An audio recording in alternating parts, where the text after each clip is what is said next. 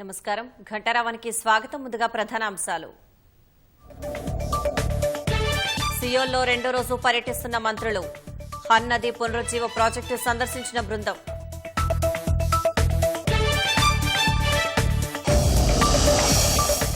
మూసీ ప్రక్షాళనపై అవగాహన కల్పించనున్న కాంగ్రెస్. పరివాహక ప్రాంతాల్లో సభలు పర్యటనలకు నిర్ణయం.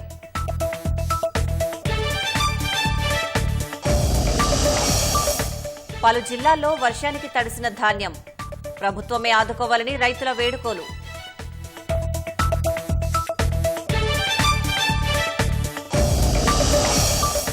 రష్యాలో నేటి నుంచి బ్రిక్స్ శిఖరాగ్ర సదస్సు. సభ్య దేశాలతో ద్వైపాక్షిక చర్చలు జరపనున్న ప్రధాని మోదీ.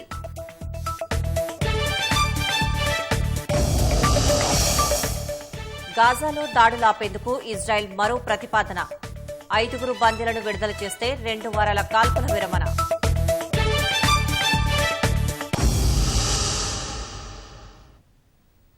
దక్షిణ కొరియా రాజధాని సియోల్లో పర్యటిస్తున్న రాష్ట మంత్రులు, అధికారులు నేడు ఆ దేశంలోని ముఖ్యమైన హన్ నది పునరుజ్జీవన ప్రాజెక్టును సందర్శించారు.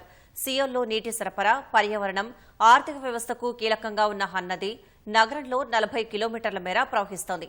కాలుష్యానికి గురైన హన్ నదిని దక్షిణ కొరియా ప్రభుత్వం శుభ్రపరిచి పునరుద్దరించింది. పునరుజ్జీవన కార్యక్రమంలో ప్రైవేటు అభివృద్ది పనులను నియంత్రించి పారిశ్రామిక వ్యర్థాలను తగ్గించి పర్యాటక ఆకర్షణలకు నదీ ప్రదేశాలను అభివృద్ది చేయడం వంటి చర్యలు సియోల్ నగరపాలక సంస్థ చేపట్టింది. ప్రక్షాళన తర్వాత శుభ్రంగా మారిన హన్ నది ఇప్పుడు సియోల్ నగరానికి ఒక ముఖ్యమైన పర్యాటక ప్రదేశంగా జలవనరుగా మారింది.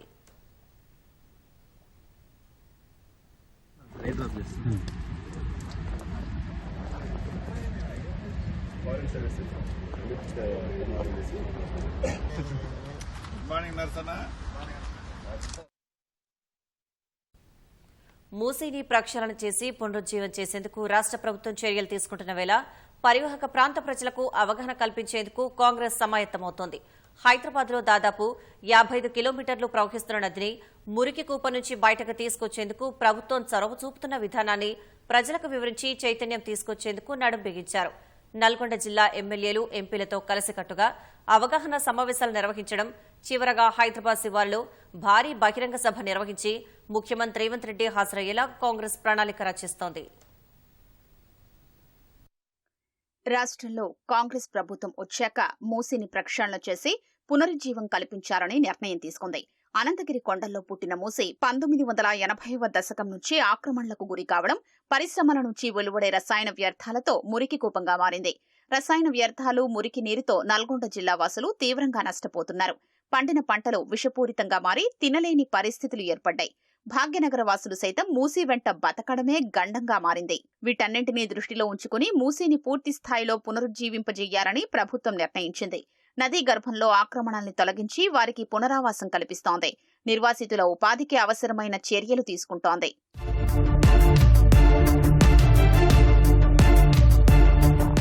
నది ప్రక్షాళనకు సంబంధించి సమగ్ర ప్రాజెక్టు నివేదిక తయారు చేసే పనిని ప్రపంచంలోనే ప్రతిష్టాత్మక 5 కంపెనీల్ని ప్రభుత్వం అప్పగించింది.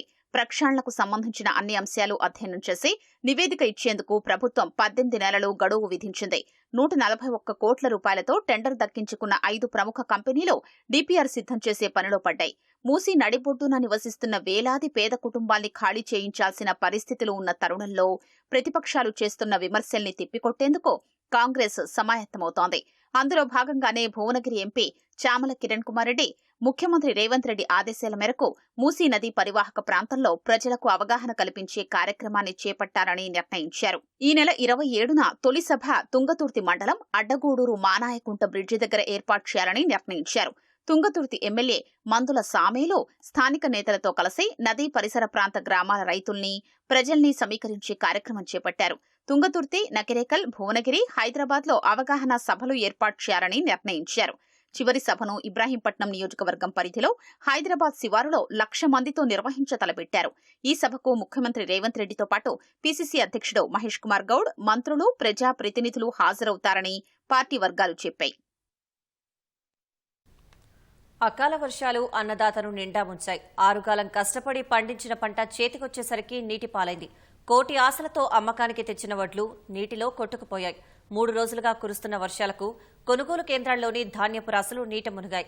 మొలకెత్తిన వడ్లను ప్రభుత్వం కొనుగోలు చేస్తుందో లేదోనని కర్షకులు ఆందోళన చెందుతున్నారు. 3 రోజులుగా కురుస్తున్న అకాల వర్షాలు అన్నదాతను నిండా ముంచాయి. ఆరుగాలం కష్టపడి పండించిన పంట నీళ్లపాలు కావడంతో కల్లాల్లోనే రైతులు కన్నీరు పెట్టుకుంటున్నారు. సిద్దిపేట మార్కెట్ యార్డుకు అమ్మకానికి తెచ్చిన వడ్లు వర్షానికి తడిసి ముద్దయ్యాయి. తడిసిన ధాన్యం కొనుగోలు చేస్తారో లేదో అని రైతులు ఆందోళన చెందుతున్నారు. దుబ్బాక వ్యవసాయ మార్కెట్ యార్డులో ఎడతెరిపి లేకుండా కురిసిన వర్షానికి ధాన్యపు రాసులు నీటిలో కొట్టుకుపోయాయి. మెదక్ జిల్లా రామాయంపేట మార్కెట్ యార్డులో రైతులు ఆరబోసుకున్న ధాన్యం పూర్తిగా తడిచిపోయింది. కల్లెల్లోకి చేరిన నీరును తొలగించేందుకు కర్షకులు శ్రమించారు. నిజామాబాద్ జిల్లా నవీపేట్లో వర్షపు నీటిలో కొట్టుకుపోతున్న ధాన్యాన్ని కాపాడుకునేందుకు రైతులు నానా తంటాలు పడ్డారు. మెదక్ మార్కెట్ యార్డుతో పాటు జిల్లాలోని పలు కొనుగోలు కేంద్రాల్లో ఆరబోసిన ధాన్యం తడిసిపోవడమే కాక వర్షపు నీటిలో కొట్టుకుపోయి రైతుల కంట కన్నీరు పెట్టించింది.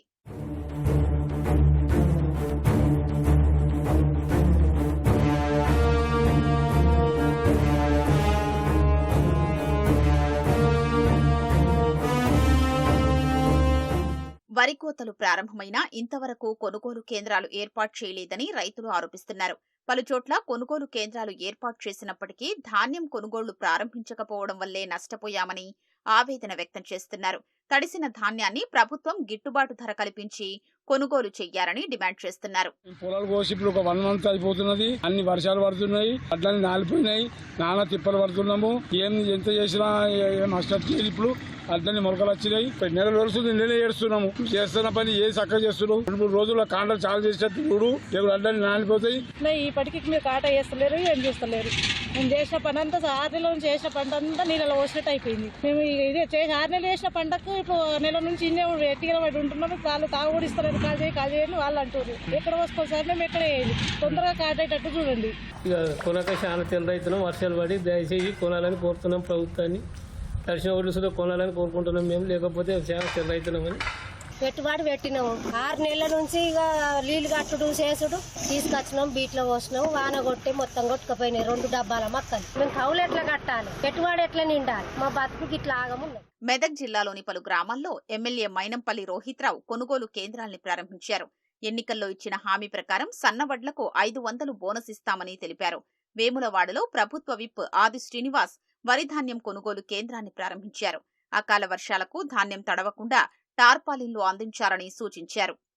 సింగిల్ విండో సొసైటీ ఆధ్వర్యంలో ధాన్యం కొనుగోలు కేంద్రాలని ప్రారంభం చేసుకోవడం జరిగింది. ప్రధానంగా రైతును రాజుగా చూడాలని చెప్పినటువంటి లక్ష్యంతో భాగంగా ఏర్పడినవే ఈ ధాన్యం కొనుగోలు కేంద్రాలు. రైతులు పండించిన సన్న వడ్లు కూడా 500 రూపాయల బోనస్ ఇవ్వాలని చెప్పి ఒక నిర్ణయం తీసుకుని నాకు బాగా ఇబ్బంది తలెత్తకుండా ధాన్యం కొనుగోలు కేంద్రాలలో ఏదైతే మార్కెట్ సంబంధించి, డీసీఎంకి సంబంధించి, ఐకేపీ సంబంధించి, ఈరోజు పిఎస్సిసి సింగులకు సంబంధించి ఎక్కడైతే కొనుగోలు కేంద్రాలను ఖచ్చితమైన ఆదేశాలు కలెక్టర్ ద్వారా ఇవ్వడం జరిగింది. ఆయా సెంటర్లలో ఎండవేడి మీద తగలకుండా ఒక చక్కటి టెంట్ను ఏర్పాటు చేస్తూ, త్రాగునీటి వసతులు కూడా ఏర్పాటు చేస్తూ వచ్చేటువంటి రైతులకు ఎలాంటి ఇబ్బంది తలెత్తకుండా చూసుకోవాల్సిన బాధ్యతను, అదేవిధంగా రైతులకు సంబంధించి ఉన్నటువంటి కుప్పలు కూడా తడవకుండా ఉండడానికి కోసం టార్పాలిన్ కూడా అందివ్వాలని చెప్పని కూడా ఒక నిర్ణయాన్ని ప్రభుత్వం తీసుకుంది.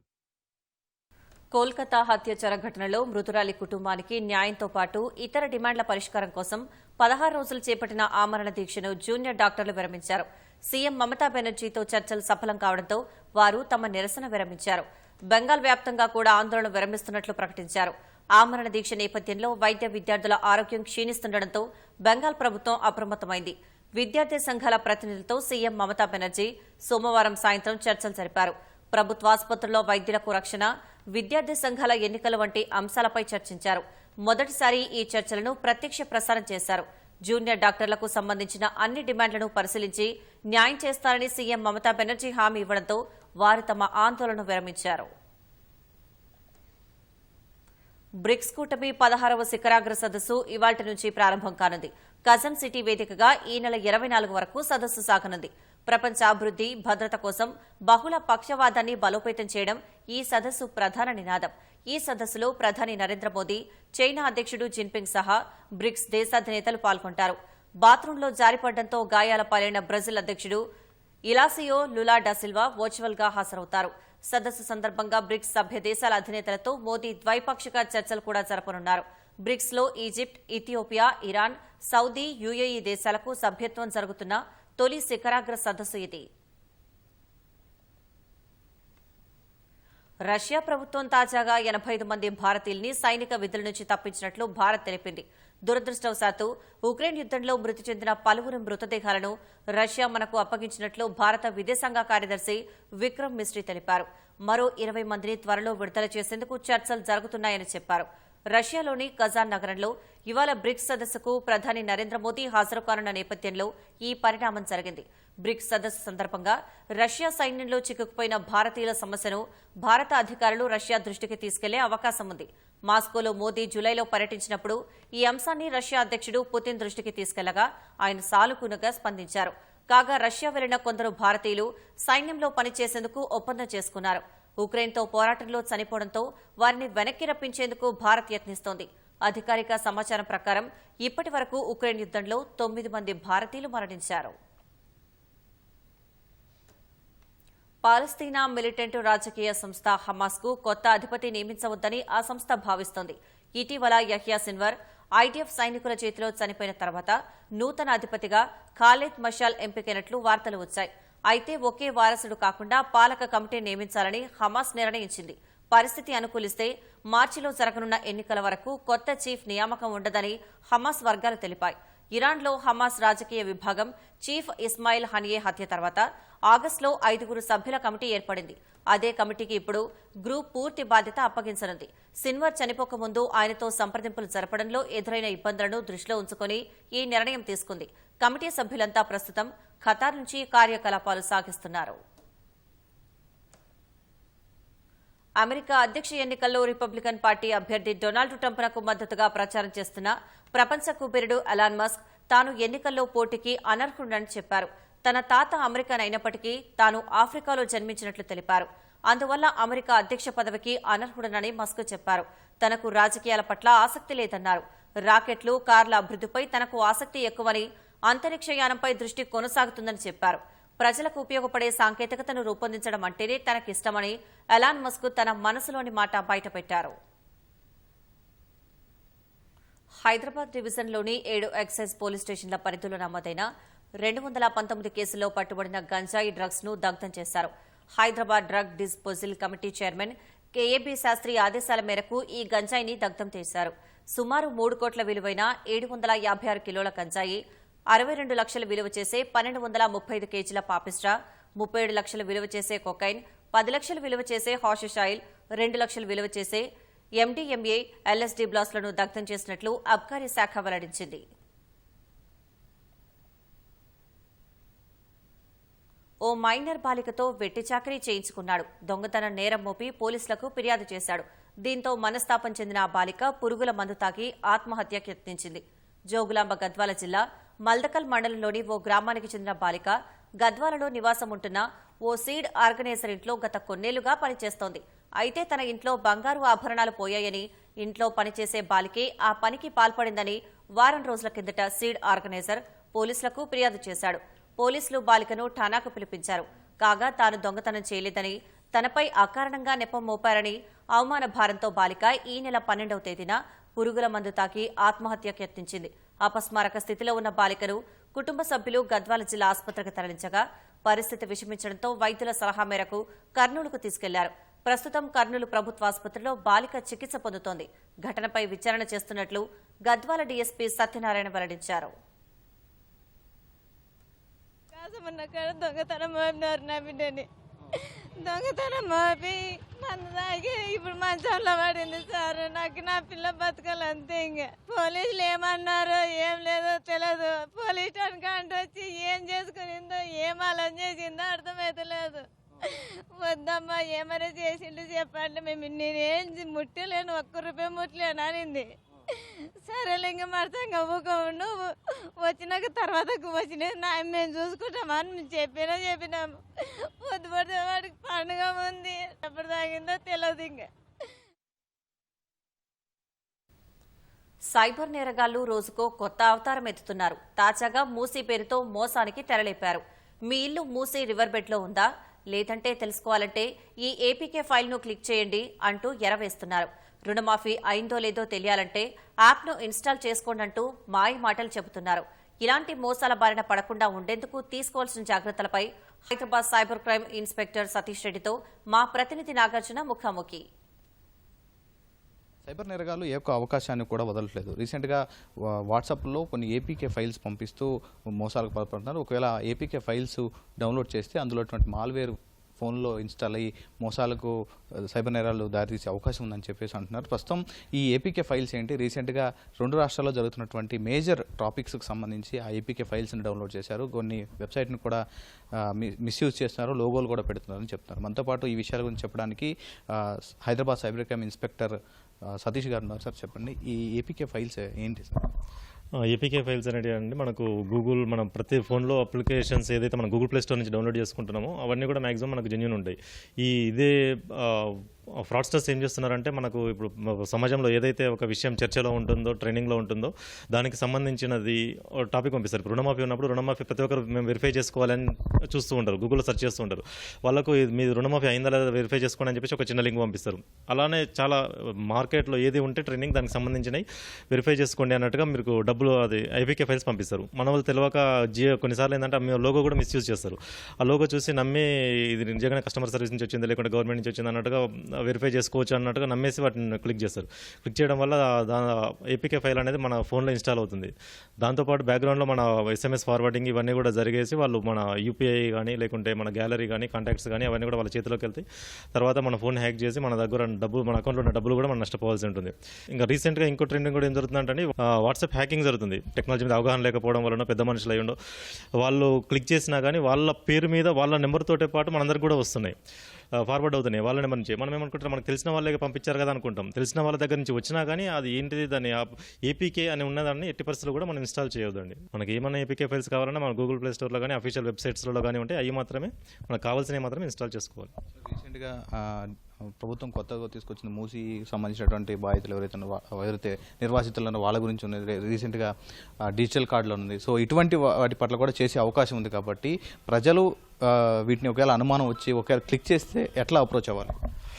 యాప్ అనేది బ్యాక్గ్రౌండ్ ఇన్స్టాల్ అయి ఉంటుంది కాబట్టి బెటర్ ఫోన్ ఫార్మాట్ చేసుకోవడము, తర్వాత ఒకసారి మన అకౌంట్స్ అవన్నీ కూడా యూపీఐ కూడా ఒకసారి చెక్ చేసుకొని దాంట్లో కూడా ఏమన్నా ఉంటే సస్పిషియస్ ట్రాన్సాక్షన్స్ ఉంటే ఇమీడియట్గా 1930కు రిపోర్ట్ చేయడము చేయాలండి. ఈ ఏపీకే ఫైల్స్తో పాటు రీసెంట్గా ఎలాంటి మోసాలు మీరు దృష్టికి వస్తున్నాయి? రీసెంట్గా ఏపీకే ఫైల్స్ ఇప్పుడు ఎక్కువ శాతం జరుగుతున్నాయండి. సైబర్ క్రైమ్లో ఎక్కువ ఇన్వెస్ట్మెంట్ ఫ్రాడ్స్ అనేవి జరుగుతున్నాయి. మనకు చాలా మందికి మెసేజ్లు వస్తూ ఉంటాయి, డైలీ 2000, 3000 ఎర్న్ చేయండి ఇంట్లో కూర్చొని అని చెప్పేసి.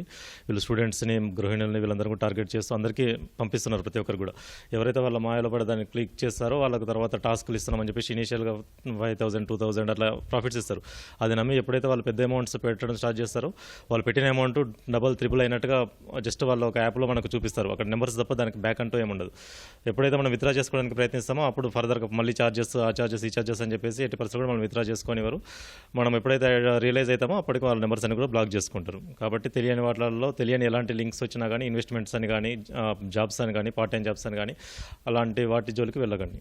చాలామంది ఇప్పుడు ప్రతి ఒక్కరు కూడా ఇన్స్టాగ్రామ్ యూస్ చేస్తున్నారు. అందులో పార్ట్ టైం జాబ్లని విపరీతమైనటువంటి యాడ్స్ వస్తున్నాయి. సో అందులో జెన్యూన్ ఉంటాయా? ఒకవేళ పార్ట్ టైం జాబ్ చేయాలనుకునే వాళ్ళు ఎట్లా అప్రోచ్ అవ్వాల్సి ఉంటుంది?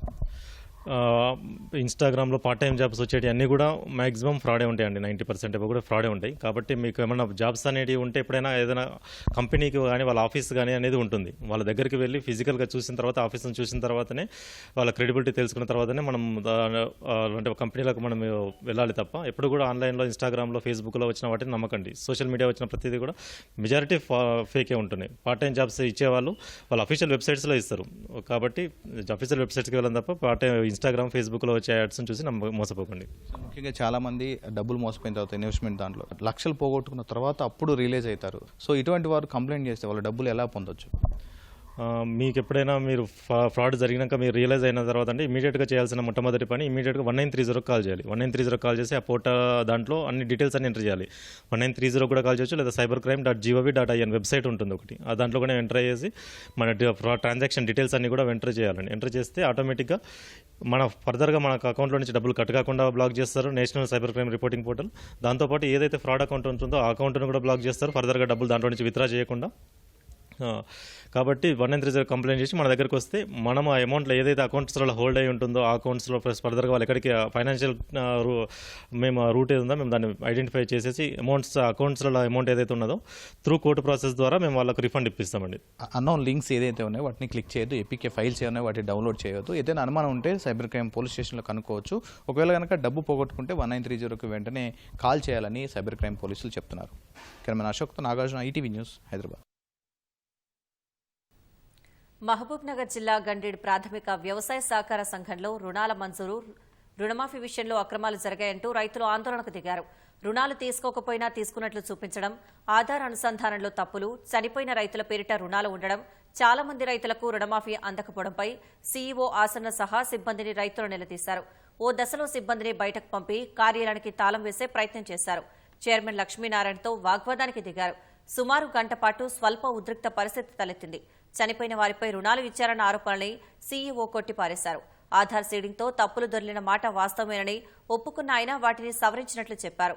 రైతులు చేస్తున్న ఇతర ఆరోపణలపై విచారణ జరిపిస్తామన్నారు. అనుమానాలున్న అన్నదాతలు కార్యాలయానికి వచ్చి తమ సందేహాలు నివృత్తి చేసుకోవచ్చని తెలిపారు. వాళ్ళ మీద రుణాలు ఉన్నాయనేది అసంబద్ధమైన మాట. ఒకవేళ అలాంటివి ఏమైనా ఆధారాలు ఉంటే తీసుకున్న దానిపైన రెక్టిఫై చేయించి నేను 100% దాని మీద క్యాల్కులేషన్ ఇస్తాను. ఆ బల్క్ అకౌంట్స్ తీసుకోవడం వల్ల కొంత ఇక్కడక్కడ జరిగింది. రైతుల అంటే ఇక్కడున్న మన గండేళ్ళలో ఉన్న రైతులది కులక్షల కానీ, వికారాబాద్ కానీ, తాండూరు కానీ, మర్పల్లి, శంషాబాద్, ఎల్బీనగర్ ఈ రకంగా జరిగిందని మా దగ్గరికి ఆల్రెడీ కంప్లైంట్స్ వచ్చినాయి. కన్సల్ట్ డిపార్ట్మెంట్, అగ్రికల్చర్ డిపార్ట్మెంట్లో కన్సల్ట్ గమ్మని చెప్పిన రైతులకు 150 మందికి మాకు లిస్ట్ ఇచ్చిండ్రు. మాకు ఇచ్చిన ఒక 2-3 రోజులు టైం ఇస్తే ఆ 2-3 రోజుల్లో దాదాపు మేము 98 మంది నేను రెక్టిఫై చేయించడానికి హైదరాబాద్ పంపించి మా సాఫ్ట్వేర్ వాళ్ళని మనము వాళ్ళ పేర్లు సెట్ చేయడం జరిగింది. ఇమీడియట్లీ నేను జిల్లా కన్సల్ట్ ఆఫీసర్ డీసీఓ గారికి ఈ సిబ్బందిని మొత్తం ట్రాన్స్ఫర్ చేయమని చెప్పి నేను రెఫర్ చేయడం జరిగింది. ఇప్పుడైతే ప్రజెంట్ అయితే చచ్చిన వాళ్ళకి కానీ లేదు పర్సన్ లేకపోతే మాత్రం ఎక్కడికి మేము ఎంట్రీ చేస్తలేము. మీ ఆధార్, పాన్ కార్డుతో మీ ప్రమేయం లేకుండానే ఎవరైనా రుణం తీసుకోవచ్చు. అదెలా అనుకుంటున్నారా? జగిత్యాల జిల్లాలో ఇలాంటి ఘటనే జరిగింది. బుగ్గారం మండలం మద్దనూరుకు చెందిన మంచుల నారాయణ పంట రుణం కోసం జగిత్యాలలోని ఓ బ్యాంకుకు వెళ్లాడు. రుణం కావాలని కోరడంతో పరిశీలించిన బ్యాంకు సిబ్బంది అతని పేరిట 7 బ్యాంకుల్లో రుణంతో పాటు క్రెడిట్ కార్డు బిల్లులున్నట్లు గుర్తించి బాధితుడికి తెలిపారు. దీంతో చేసేదేమీ లేక జగిత్యాల జిల్లా కలెక్టర్కు ప్రజావాణిలో ఫిర్యాదు చేశాడు. బ్యాంకు అధికారులు తనను రుణం డబ్బు చెల్లించాలని వేధిస్తున్నట్లు రైతు నారాయణ ఆవేదన వ్యక్తం చేశాడు. క్రాప్ లోన్ కొరకని కెనరా బ్యాంకు వెళ్ళాను.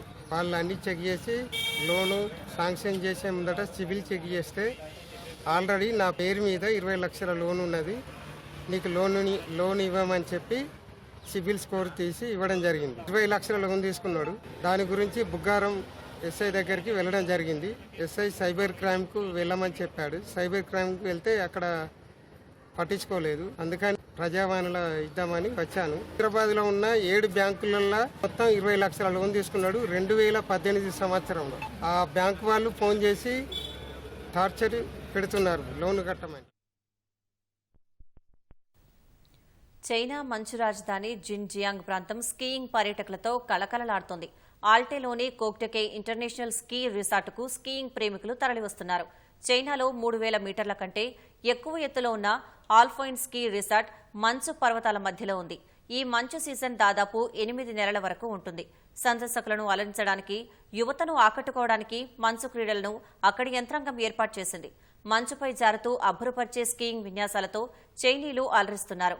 భూతల స్వర్గంగా పిలిచే ఇక్కడి పర్యావరణం, వాతావరణం ఆహ్లాదకరంగా ఉంటుందని పర్యాటకులు అంటున్నారు.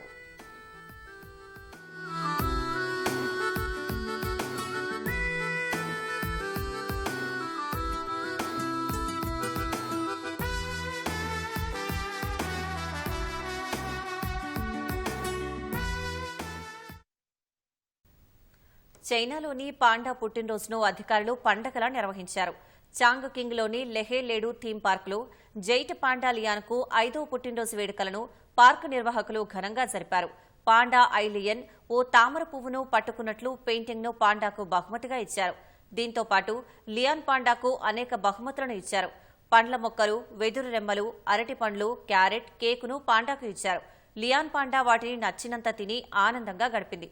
ఈ వేడుకలను చూసేందుకు సందర్శకులు పెద్ద సంఖ్యలో తరలివచ్చారు.